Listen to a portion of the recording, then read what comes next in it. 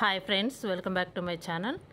ఈరోజు వీడియో వచ్చేసి ఇక్కడ చూసారా, ఇవి సలిబిండి అనమాట. సలిబిడి అంటారు కదా, అంటే వరిపిండితో చేస్తారు.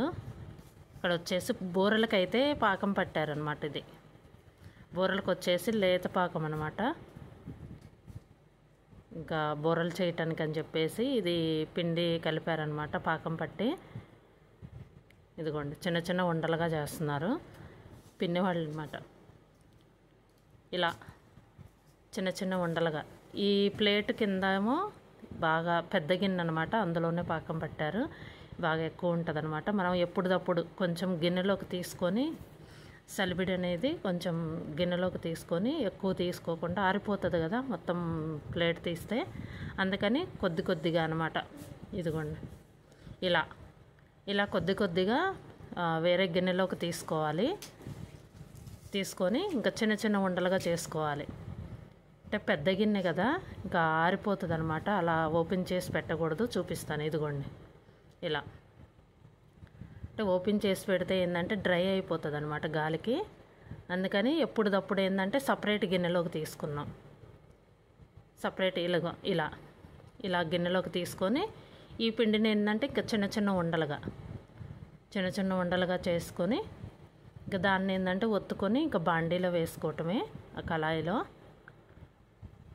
ఇంకా బూరెలకి పాకం పట్టారు కదా, బూరెలకు వచ్చేసి లేత పాకం పట్టారు.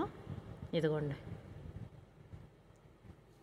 అరసలకైతే వేరే పాకం పడతారు, కొంచెం ముద్ర పాకం అనుకుంటా. ఇక్కడ వచ్చేసి 1 by 1 వేసుకోవటమే, అంటే ఒకదాని తర్వాత ఒకటి వేసిన తర్వాత అది తిరగవేసిన తర్వాత అప్పుడు మళ్ళీ వేరేది చేసుకొని వేసుకోవాలి. లేకపోతే ఒక్కదానికొకటి అంటుకుంటాయి అన్నమాట. ఇంకా మనం ఒకటొకటి వేసుకుంటూ తీసుకుంటూ ఉండాలి. అరసలు ఎలా వేస్తామో సేమ్ బూరెలు కూడా అలానే.